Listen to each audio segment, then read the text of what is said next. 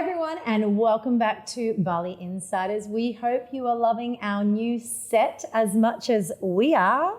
It's a bit exciting, isn't it, Em? Very exciting. And as you can see, it's in our colours, which is so nice. So it's one of the great things about recording here at Lighthouse is that they can set up a different look for you or keep your same look all the time. And we're loving this new look. Loving it. It's like a new outfit every time. Yes, exactly. So one of the questions that we get asked a lot is about jobs in Bali and coming over as a foreigner to work in a business or a restaurant or a hotel. And it's something that we think, people have a lot of interest in. So generally when you ask that question in Bali, people will say, there's no jobs for foreigners in Bali. Kind of true, but there are some jobs available for foreigners in Bali. So the guests we've got for you today are a couple. They actually have 2 kids now, but they moved over to Bali 13 years ago on a job offer. And they've lived here for those 13 years. They've both worked for multiple different employers for different jobs. So they haven't come over as entrepreneurs. They haven't come over to build their own business. They came over to work in a job, and they've created a really lovely life here. So we wanted to share their story with you. Welcome, Holly and Josh. Thank you guys so much for being part of our podcast today. Thank you so much for having us. We're happy to be here. Yes. We're so excited. So as most people know that are watching or listening, we start with our famous Bali Fast 5 with all of our guests. So we'll start off. When did you first visit Bali? You can both answer separately. Yes. Visit? I think the first time I visited was about 1995.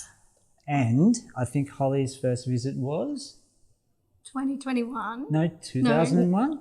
Oh, 2001. With Josh, right? Yeah. Your first we were recently dating, and I took Holly on her first overseas trip to Bali. Nice. Amazing.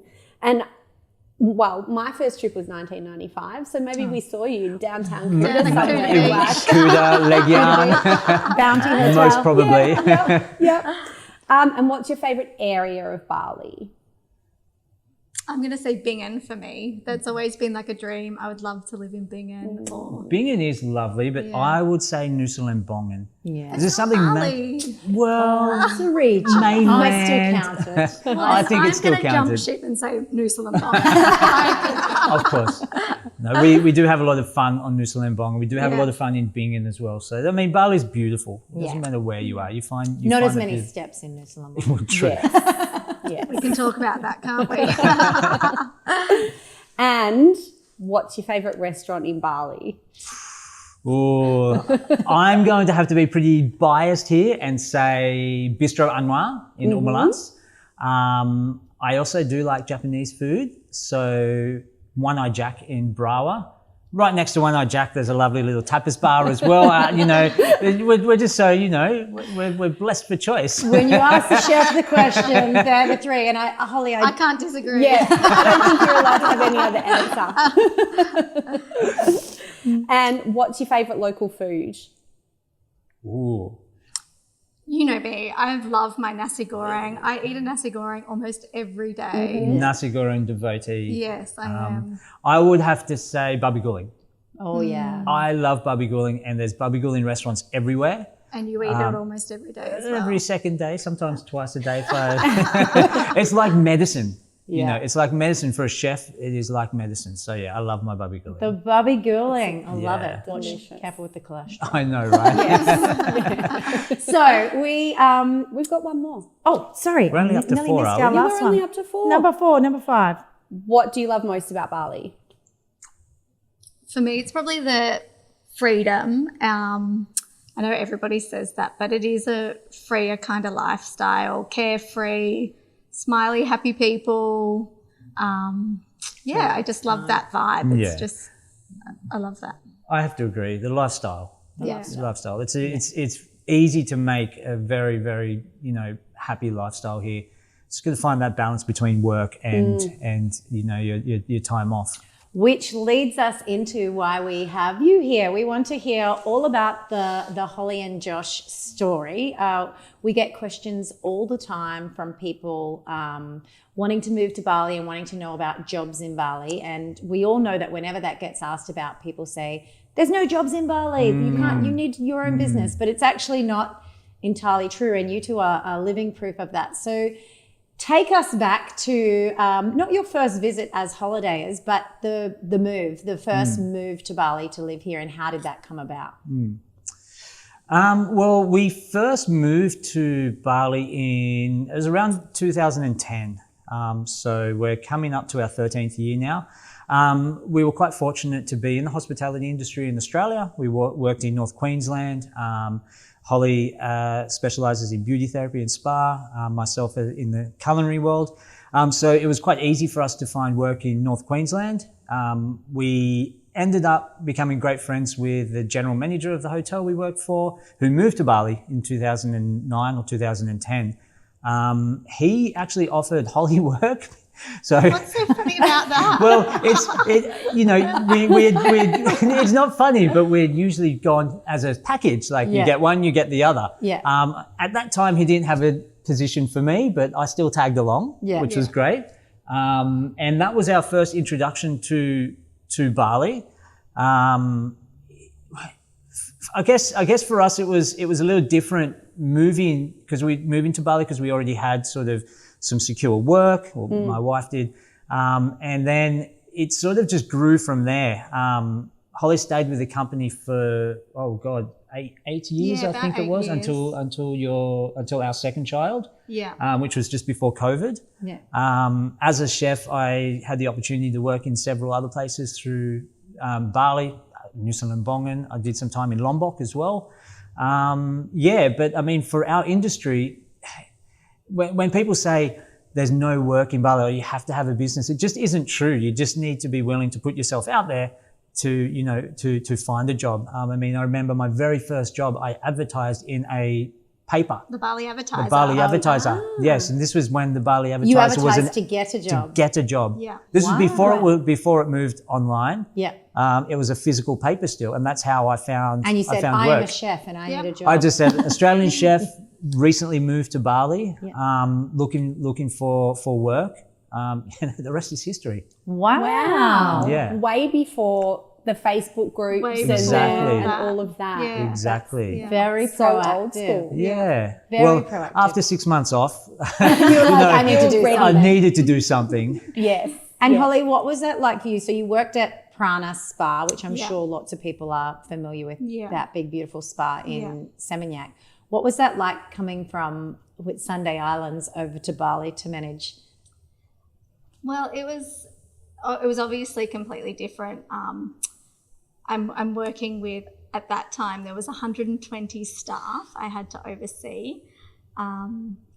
Language barriers, this Western person kind of coming in and directing them, wanting to make changes. And it was really different than working in the Whitsundays. I was quite fortunate that I had a great general manager at the time who was really supportive. There was a couple of other Western people working in the company as well. And we just had a really great vision, and we had a really great run together there for, I think, 4 years we all worked together for. And then the company got sold to a Malaysian business.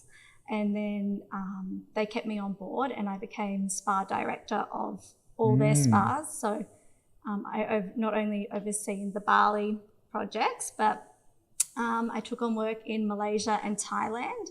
So every month I'd have to travel around to Malaysia and Thailand. Amazing. Triple language barrier. I kind of pinched myself that was all happening. It was a really fun time in my career. And what an opportunity, like, to travel around to all the Asian countries and see all the spas. Yeah, it was incredible. And then I fell pregnant with Romeo. So, and I was quite fortunate that the company, when I came back from my maternity leave, They offered me my role back. However, I just couldn't do it with 2 small children. Yeah. They were opening a new project in Ubud, and I said I'd take that on 3 days a week, and they were willing to supply my kitas and do all that for the work there. And then I did that for 6 months and COVID hit. Yeah. So circle back a bit. You guys have come to Bali. You've got these dream jobs, you know, you're living the life, the single life, and then you find out you're pregnant. Yes. And that obviously is a huge change and an adjustment and new plans. Yeah. How did you guys manage that? That's a big question we get, you know, having babies here, you know, what do you do? All that kind of stuff. So it'd be really interesting to find out how you guys manage that kind of situation. Yeah. Bali Insiders podcast is proudly sponsored by Lighthouse Studios right here in Bali.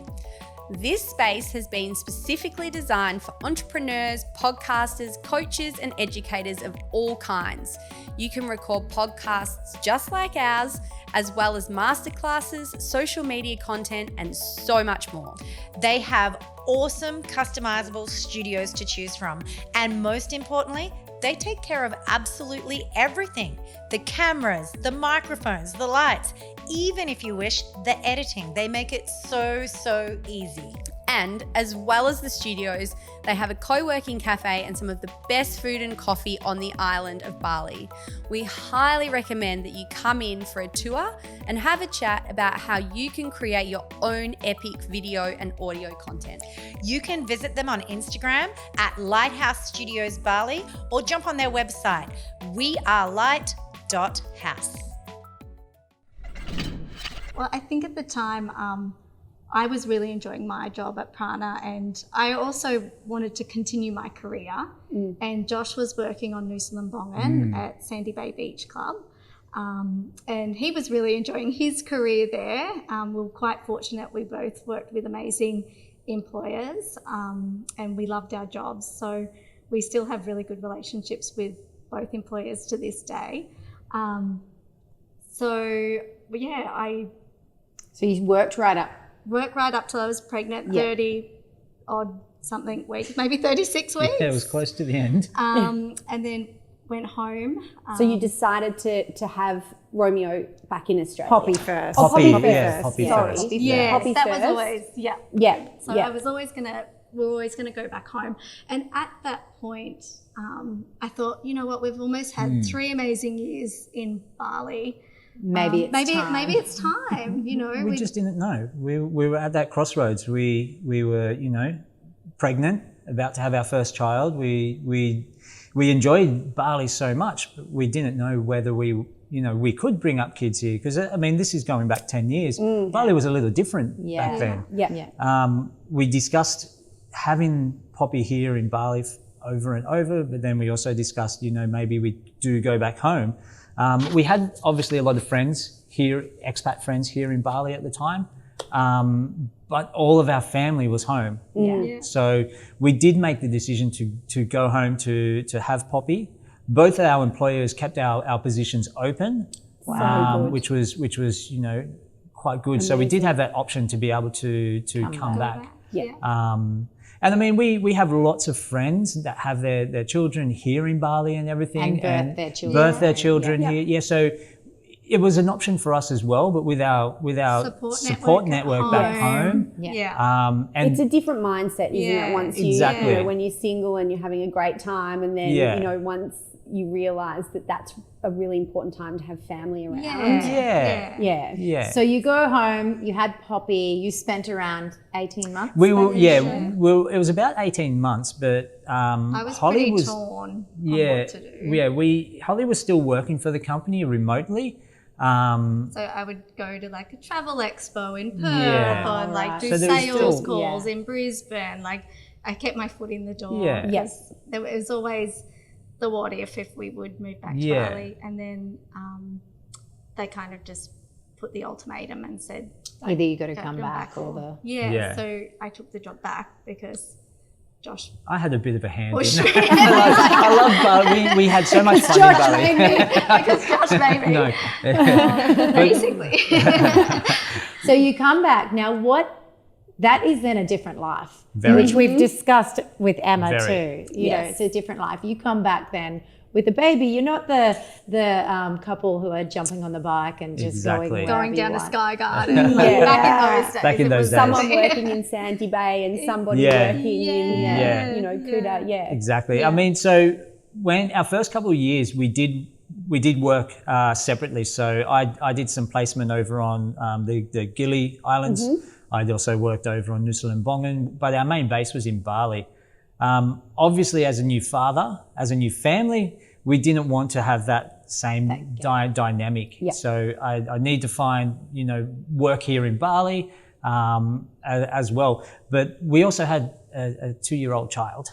So we're not under the mindset that we just want to give the kid to a nanny and be done with it. We want to be involved in our baby's life as much as possible. Yeah. So we although we did have help, which is obviously Bali's great for, I again took some time off while Holly went back, you know, into the workforce. And I think that was really quite good because it gave me some time to find, you know, suitable work. Yeah. Poppy was getting to the age where she could do a little bit of time at daycare here in Bali. And Holly didn't need to worry about, you know, a child or anything else. Or the being mum back. guilt. Or the mum guilt, exactly.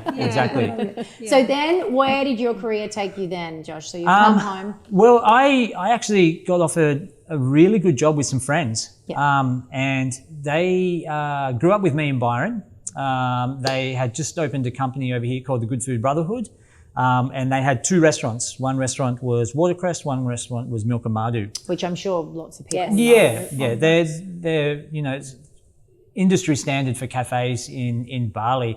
Milk and Madu had just opened. It was only open for maybe 3 or 4 months when I joined the company. And I worked for the company for about 3.5, 4 years, or maybe 3.5 years. And we ended up opening 7 restaurants together. So we opened another Milk and Madu. We opened an Indonesian restaurant called Ulakan. There was a Thai restaurant. We opened a little restaurant called The Common. There was a lot of restaurants that we opened up. Schmurger Burger, which is a great little burger place. Yes.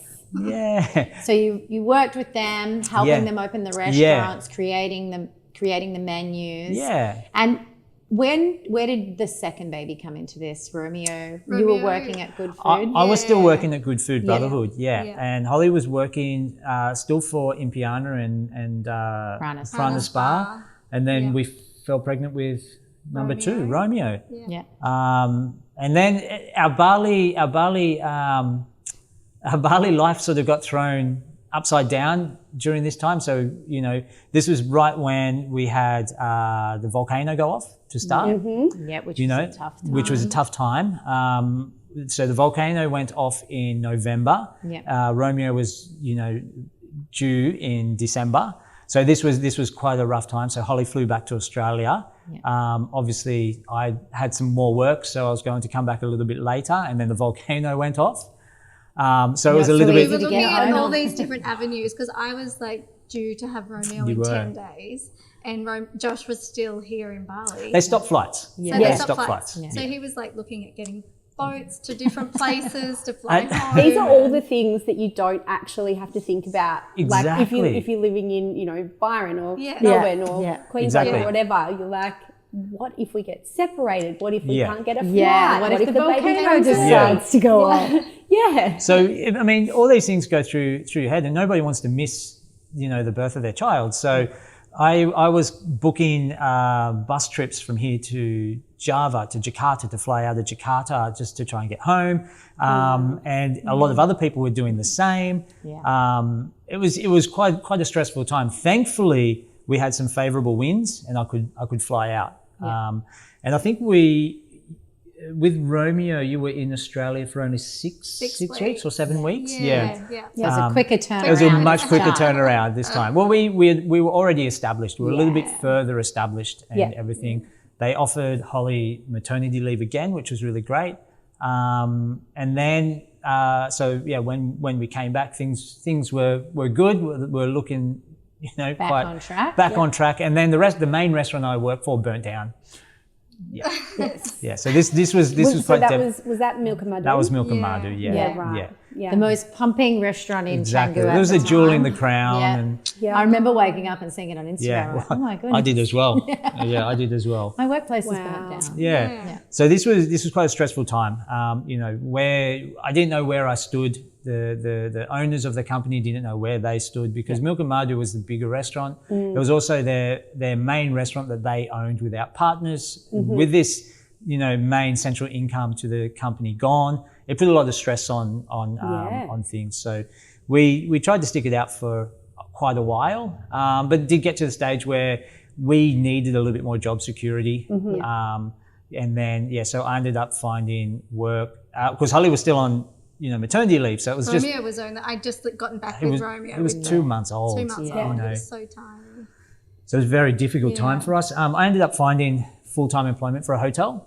I was very, very gracious, that the hotel offered me, such a great position in Seminyak. So I got to work in the hotel. And this sort of helped with,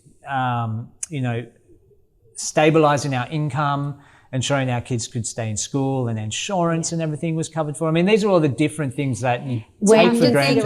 You have to think, The key expensive things. Exactly. Insurance, education. If you've got kids and your housing, you have to pay for it a year in advance. Exactly. Yeah. And I mean, it's good because you do know how much you have to pay up front, so that's obviously a bonus, so you can budget it, but when there's no income coming in, the privatised network is a little bit different. Very stressful Exactly. as that starts to creep up because you pay it and then you go, great, I've got 12 months. Exactly. And then that 12 months goes by. Exactly. So then let's fast forward just a little bit when you're working at the Seminyak Beach Resort. Yeah. We came and visited you there. Many Beautiful times. resort. Yeah.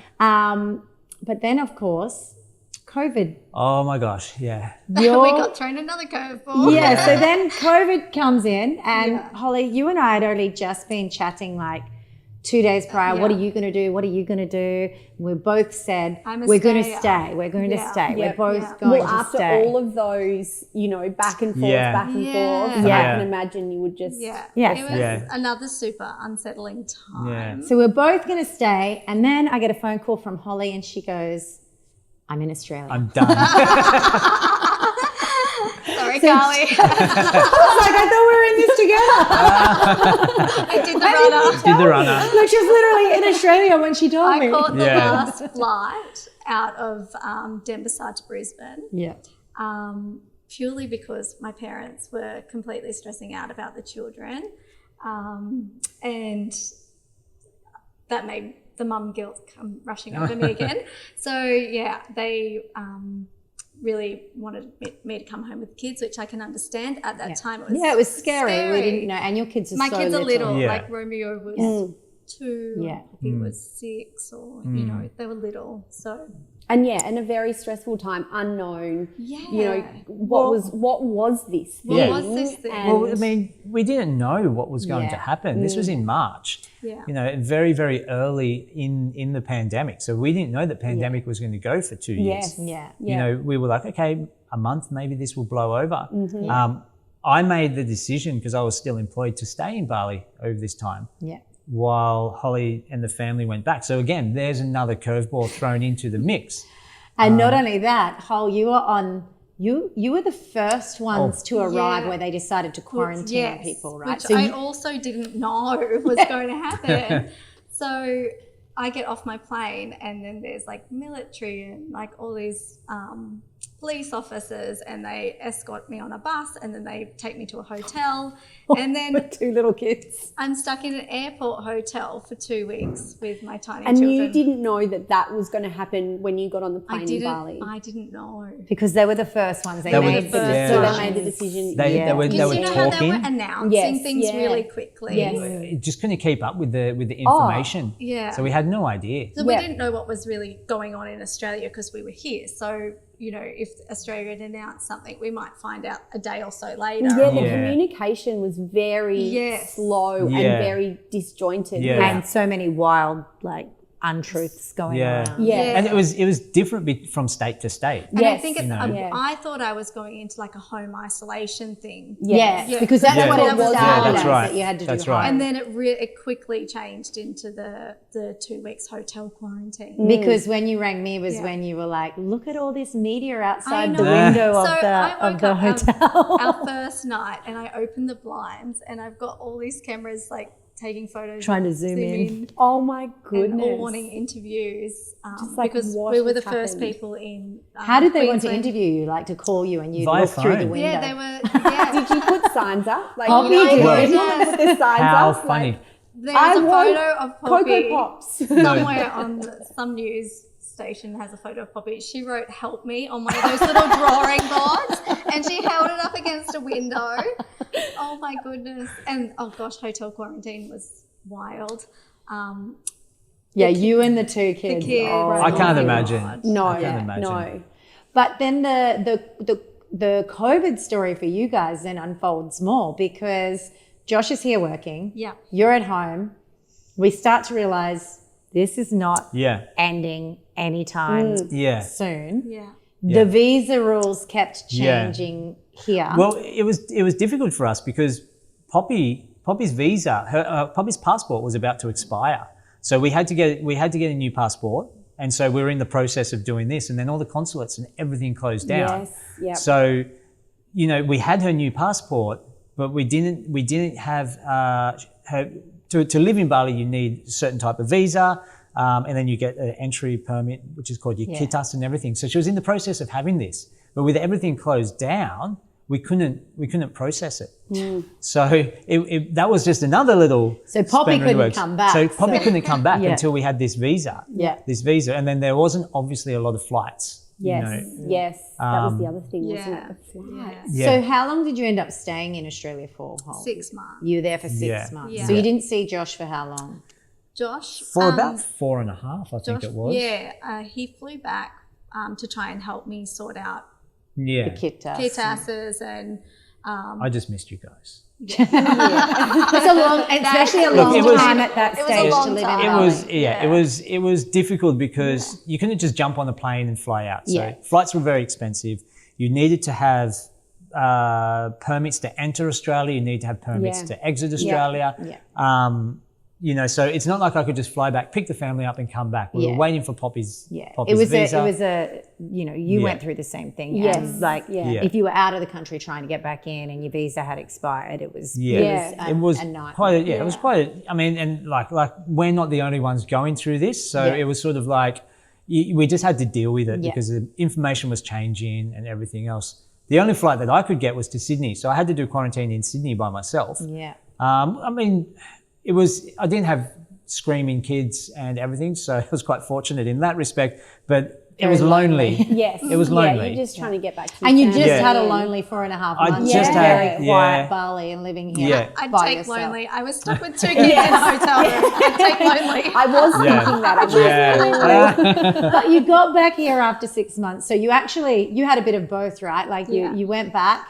missed those first 6 months whole, but then you got back and it was still. It was still, and I remember calling you going, Karlie, what's going on? When do you think it's going to open? You're like, by Christmas for sure. By Christmas for sure. I was doing the same thing Yeah. from Australia because we had a very similar situation with trying to get back. Yes. We had booked, we had our kitas and Yeah. everything sorted, and then we couldn't enter because they were brand new. Yeah. So they weren't letting anybody come in. They had to if be they already hadn't processed already. once. Yeah. Yeah, so we were coming in on that entry Yeah. visa. So we had to wait another 12 months Wow. for them to open the borders. Yeah. And so I was like, what's happening? When do you What think? Like she was in a She had her crystal ball. It's going to be Christmas. And then they're like, we think it's going to be March. Yeah. And we were like 2 months, Yeah. 2 months, Yeah. 2 months. It was such a Yeah, it was Yeah. such a long long time. But you did it. You got through. We did. You're back here. Now, let's move forward to the exciting things that you have happening now because you've both had a career change since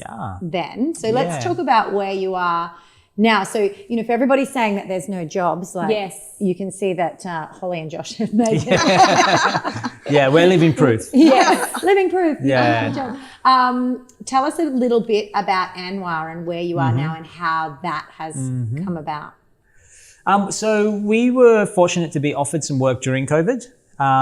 It started off as some consulting work. And it was a new building, just being opened up, owned by some Australian people. They had a small resort next door. They were expanding their portfolio. They needed someone to start, you know, designing the kitchen and menu and everything else. So for me, it was just a consulting job because I was working for a separate company. But as it got closer to being opened, I recognized that they needed a bit more, you know, hands-on full-time work. Yeah. They also had a spa there. Again, we saw that the spa needed a lot of work, so I recommended someone I know called Holly. I happen to know someone. And look, the owners of Anwar, Greg and Anna, lovely people, very understanding. They're relatively new to Bali as well, so they moved here about 3.5 years ago during the pandemic. You know, so it was easy for us to develop a plan for them because we'd been here for so long. We know how Bali works and everything else. We both started consulting as it got closer to being open. They offered us full-time positions to manage their building for them, which is really great. And yeah, so we opened in April. It's just been, you know, getting busier and busier. We have events coming through. We have a small sports bar connected to it. Cafe style food down below. Holly can probably explain the spa side of things a little bit better than I can. Well, we love Anwar's spa. Yes. I mean, and now you've got the hair salon in the same property, so it's like a one-stop shop. It for. is. Yeah, it is. I always recommend our followers. I'm like, you can, you know, you go and have your lunch, and then send Dad upstairs with the kids, and then Mum can go to the spa or the hair salon. Yeah, it's perfect for that. Yeah, and then it you is. can catch sunset afterwards upstairs. It's But beautiful. now you're working together. Yeah. What's that like? We're on different floors, so it's easy. Different departments. No, it's actually quite good. Holly's always been like a great person to bounce ideas off. Yeah. So everything that's on the menu, I always run through. She's my first point of contact whenever I'm making changes. Taste test everything. Well, she doesn't hold back. So if she doesn't like something, you know, and that's the honesty that you need. Yeah. Yeah. So I mean, we've worked together in the same vicinity before. Yeah. In different, you know, hotels and similar So scenarios. So yeah, I mean, business is one thing, and home life is the same. We do a good job of, you know, being able to work well in both. Team. Yeah. Yeah. And so you've come over, you've worked all these different jobs, but you do have some now exciting projects, which happens here in Bali. Nobody just has one No. thing happening. No. There's always, you know, multiple things happening. And that's happened for you in the past year or so. Since January this year. Yeah. So tell us a bit about, so now you are a business owner. Now a business owner, restaurateur. So I got offered a really good opportunity with some friends of mine. They own 2 restaurants here in Bali that we had frequented many times. One of the restaurants, One Eye Jack, Japanese, and right next to that is Alma Tapas Bar. Now the pandemic hit all restaurants pretty hard. So even during the pandemic, early days in the pandemic, I was speaking to, you know, the owners about what they're doing, and they asked me for a lot of advice. So I guess I was almost consulting again for this. And then they offered me a position as partner to come in. We obviously negotiated. One Eye Jack at the time was closed. Yep. So we had to do a small refurbishment to get it open. We ended up reopening in September, middle of September. And it's a beautiful restaurant. And we're so happy. So yeah, now as a business owner as well, as a partner. You've got your full-time chefing job at Anna, and then you've got the two restaurants as well. And that's all evolved and happened for you guys over, you know, you've had a pretty amazing 13-year journey through the island. Like, you know a lot of the the heights and the Yeah. pitfalls. And Yeah, we've stuck it out. And I was Yeah. going to say a lot of people probably wouldn't have stuck it out. Yeah. But, you know, you're obviously meant to be here. Yeah. It's your home now. Exactly. Well, I think once you navigate through how Bali works, Yes. and everything, it still is a developing, you know, area in a developing country. But they are doing their best to accommodate the influx of people coming and everything else. So it's a very different Bali to when we moved here. Yes. Yeah, the services you can access Exactly. now, the different schooling options you Exactly. can access now. We've been here the 6 years, and even in those 6 years, what's changed in those kind of fields is it's come a long way. Yeah, and I mean, there's a lot of opportunity. There really is. There's always something new happening in Bali. There is a lot of work for our industry. There's a lot of hotels opening. There's a lot of restaurants opening. There is a lot of work, and I'd be lying if I said I didn't have someone ask me, "Do you have a chef? Can you get a chef? Do you have a friend that would like to do this?" So there is a lot. Chef aspiring to live in Bali, hit up Josh Bell.